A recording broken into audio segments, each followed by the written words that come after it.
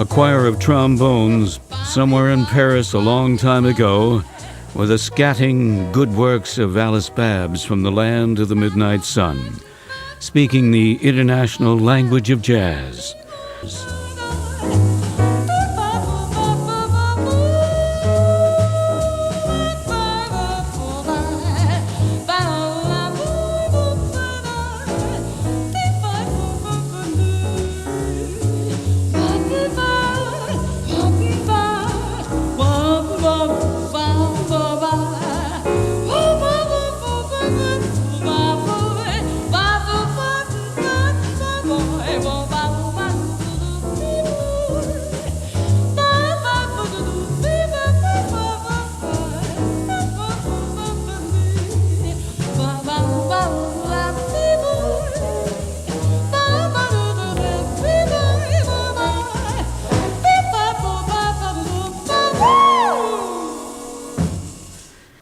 Onwards to the Regatta Bar.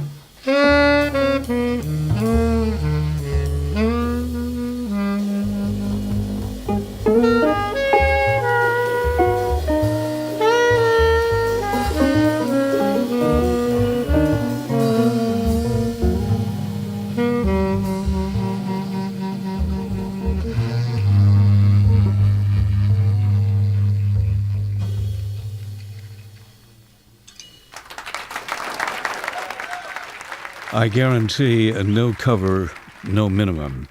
We're seated at the Regatta Bar in Cambridge, Massachusetts, and the combination is Jim Hall, Joe Lovano, George Mraz, and Louis Nash. Two compositions in this set, Jim Hall's Slam, which opened, and then this winding, sort of lonely sound of Chelsea Rendezvous. Don't know whether that's Chelsea in the United Kingdom or Chelsea, NYC, New York City. At any rate, Lovano, Mraz, Nash, and Hall live at the Regatta Bar. And it's a good place to listen to jazz on the East Coast, up above New York City in Cambridge. And I note in the news that there'll be a tribute in New York City at Birdland, a tribute to J.J. Johnson, who died last Sunday in Indianapolis. And that this tribute will run from 5:30 to 7:30 p.m. and feature trombonist Slide Hampton, Benny Powell, Gregory Charles, and formerly people that will just drop in. And no doubt if you're traveling to New York, you might like to know that on Monday, February 19th, 5:30 to 7:30 p.m., a tribute to the trombonist J.J. Johnson.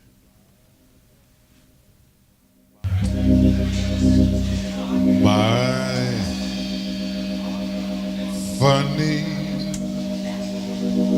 Valentine,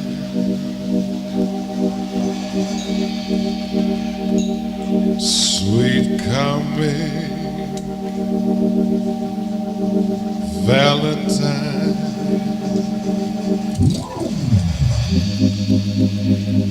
you make me smile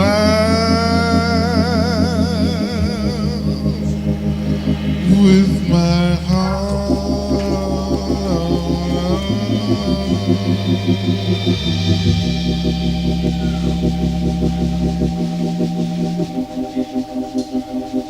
Your looks are laughable,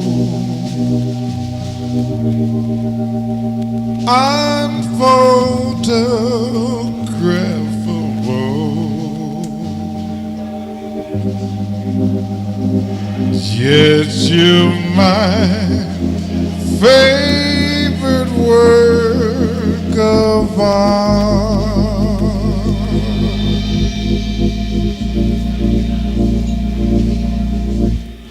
Is your figure less than Greek? Is your mouth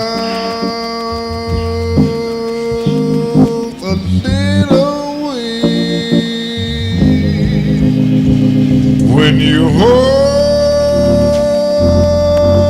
open up to speak?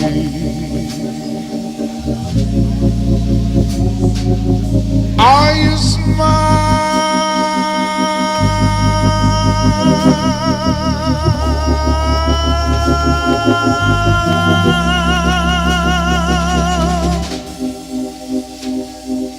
Don't change your hair for me, not even if you really care for me.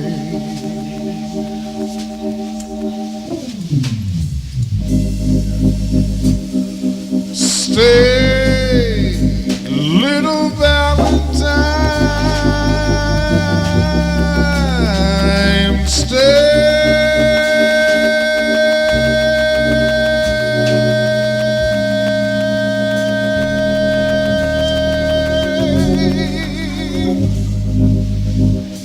Each day is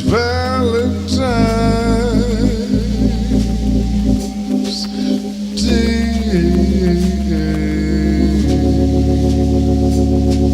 for you, babe. Tomorrow, Sunday afternoon at the Dakota Bar and Grill, another J to Z program, and it features a drummer and a fine combination vocalist and messenger. His name is Donald Thomas. I put out a call to Donald Thomas, and I welcome him into Minnesota Public Radio. Thanks for checking in with us, Donald. All right, how you doing? Fine. How are you doing? I'm hanging right in there. Well, Ready for tomorrow. Good. You might tell us a little bit about some of the music materials, the compositions that you're going to employ in the program. Okay, I'll be doing some, for instance, I'll be doing songs like It Was a Very Good Year, songs like Shadow of Your Smile, A Song for You, which is a Leon Russell song, an old standard, Summertime, Masquerade, George Benson, On a Clear Day, and My Funny Valentine, all blues, Oh, songs that's like that. wonderful program. Just a kind of variety type. Well, it covers a wide range of material. Now, I might just ask you when you first got involved in singing, for example. Well, I was had an audition for a group called Dave Brady and the Stars at a place called Mr. Lucky's in Minneapolis. And the very first song that I sung, they asked me if I sung, if I sang, and I said yeah. And I said okay. I'll sing Summertime. That was my very first song. It was kind of like a top 40 type sound, you know, but they liked it. And I started with that song. That was my very first song singing. And we might mention for the listeners that you not only sing, but you're a percussionist as well, and I mean drummer. And jazz is the medium, isn't it? Yes, it is. Who are some of the artists among drummers that you've modeled after or listened to that have been influences? Well, it's been like Max Roach, Elvin Jones, Billy Cobham. There's so many drummers out there that Let's just take the three, for example, Billy Cobham. What do you see in his style and approach to percussion? I like his energy approach. He's quite a strong drummer. He's a jazz and fusion and funk type drummer. How about Max Roach? Max Roach is he's a little well, he's a complete jazz drummer. I like the way he was about the first one I really kind of checked out as far as jazz drummers. And then I was later introduced to Max Roach and a few others after that. When you think about the drum and its role in music, the music that you present, what comes to mind? Drive, syncopation, a great feel, not to be playing too much drums, but just enough to get your point across. And when it comes to singing, you're a drummer, Right. who sings, and you're a baritone, right? Yes. And how do you, as a messenger and a drummer, relate and work together, voice and time? Well, it actually kind of started out, the first drummer and singer I ever heard was Buddy Miles. And he was the one that kind of really got me to do that, to sing and play at the same time, which was kind of hard because I never thought that I could really actually pull it off. And I kept working at it until I kind of got it down the best I could. I love singing, and I love drumming. Well, just good luck and keep up that medium. You and Grady Tate as drummer and messengers. Oh yeah, there you go. There's another great drummer and singer. Right. Well, you're keeping that flame alive. I hear you. Well, Thank you, Donald. Thank you. Have a good evening. You too. All right. Good night. Good night. The voice of Donald Thomas, and he'll be featured tomorrow at the J to Z concert, Dakota Bar and Grill, compliments of the Twin Cities Jazz Society. Here's an encore and sampling from a collection he recently recorded with this feeling and this mood.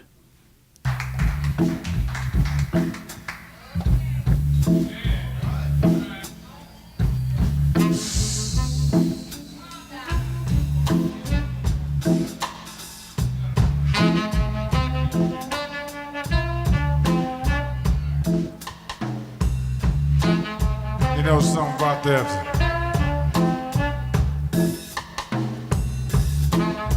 look upon your face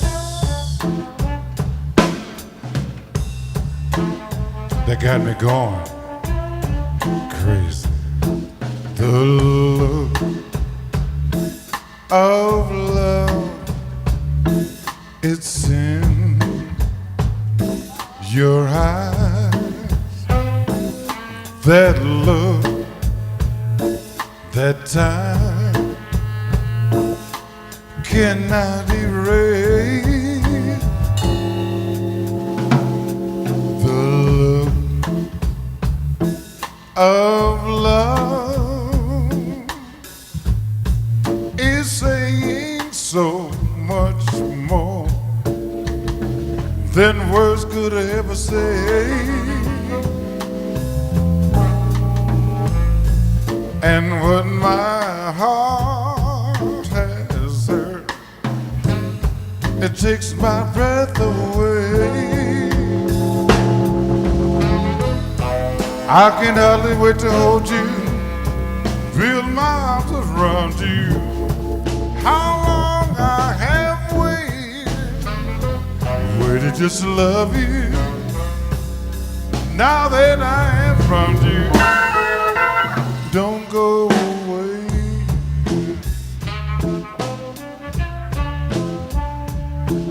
Don't go away. The love of love, it's on your face. My, my, my, my.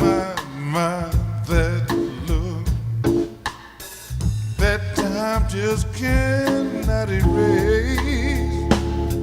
Be mine tonight,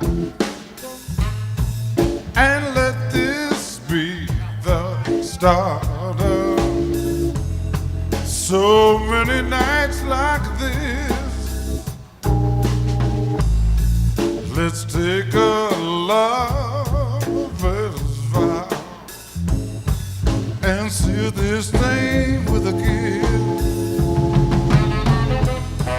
I can hardly wait to hold you, feel my arms around you. How long I have waited just to love you. Now that I am found you, don't go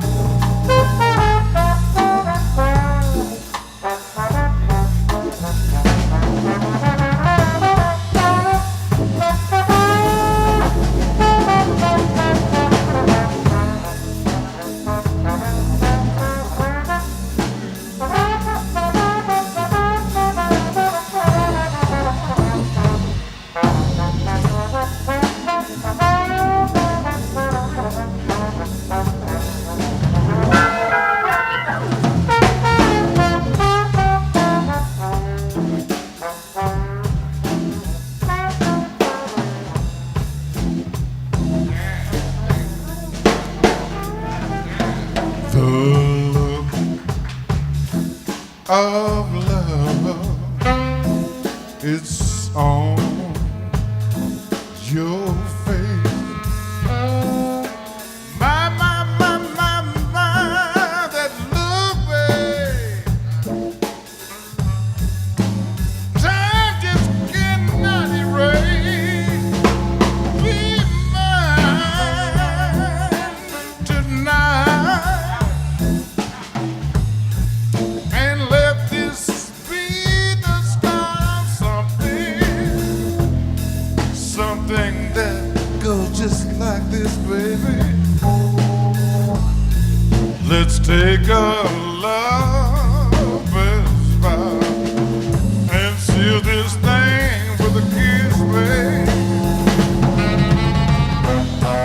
I can only wait to hold you.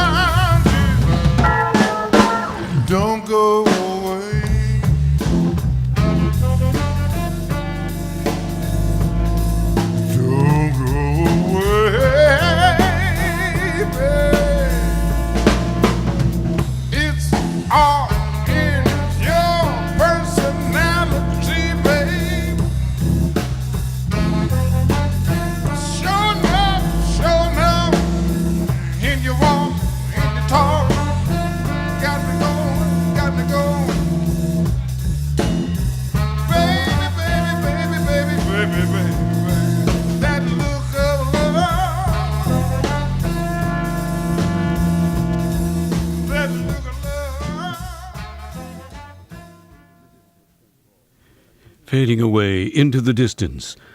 A signature voice from Minneapolis, St. Paul, a resident artist, Donald Thomas.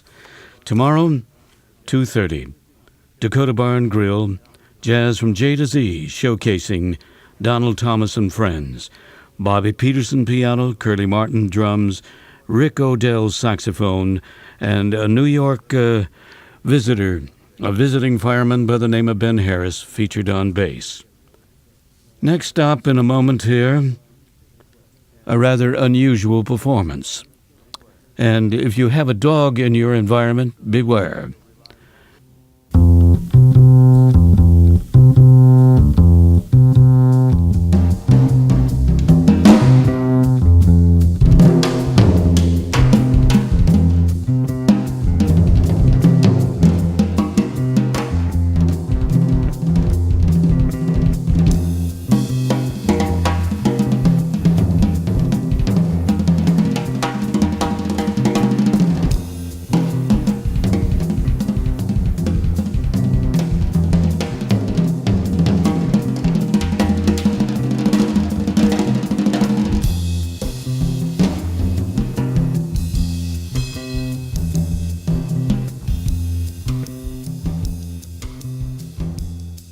And a touchdown for a new resident artist in this community. In the upper Midwest, a welcome to Clay Moore, who has just produced a CD entitled Meeting Standards. He hails originally, I guess, from the Texas area. And Clay Moore and his trio will be playing the weekend of the 16th and 17th of February at the Artist Quarter in Lower Town and Old St. Paul. Clay, welcome to Minnesota and the jazz scene here. It's good to have you there. Well, thank you, Leigh. I'm glad to be here. Well, as you think about your career, and I have a sense that you've been quite a traveler, both here at home and overseas. I was curious about the fact that you had been in Scotland and had a chance to play jazz there. Well, yes, I lived over in Scotland in the early 90s. My wife and I moved over there shortly after we got married, and I was able to hook up with a number of the local musicians and perform there a couple of times a week, mainly as a sideman, and I found it to be a very enjoyable experience. There are very receptive audiences over there. The musicians are quite knowledgeable and very good, actually. Very good quality of musicianship in general. Clay Moore is a guitarist who has moved into this area, and I might ask you, after having lived in Austin, which is more country than jazz, what drew you to Minneapolis, St. Paul, and Minnesota? Well, Leigh, I think you nailed it right there. Austin has a great live music scene, which I think was probably a little bit better a few years ago, but the focus of music there is largely on other styles of music besides jazz. There are a number of excellent jazz players there, and there are a couple of places to play, but after a while it seemed like I was running a lot in the same circles, and I wanted to try somewhere else. And the Minneapolis-St. Paul area has a lot of venues to play live jazz, and the scene seems to be very supportive. I really have found that people here are very friendly and willing to help. So. There is a jazz life, in other words. Yes, I think so. Now, your medium, the guitar, is one of the important parts of a rhythm section as well as a solo art form. And I might just ask you, who has sort of oriented you and directed you in your approach to the guitar? Well, I believe the first people that I really wanted to emulate when I was started focusing on jazz particularly, there were several people. Wes Montgomery, Joe Pass, and Pat Martino were three of the first people that I latched onto, particularly Pat Martino. There was something in his playing that really resonated. And I did later have a chance to meet with Pat Martino, and I studied a little bit with him, and he's a fantastic individual and a wonderful musician. I was glad to have been able to hook up with him and get to know him a little bit.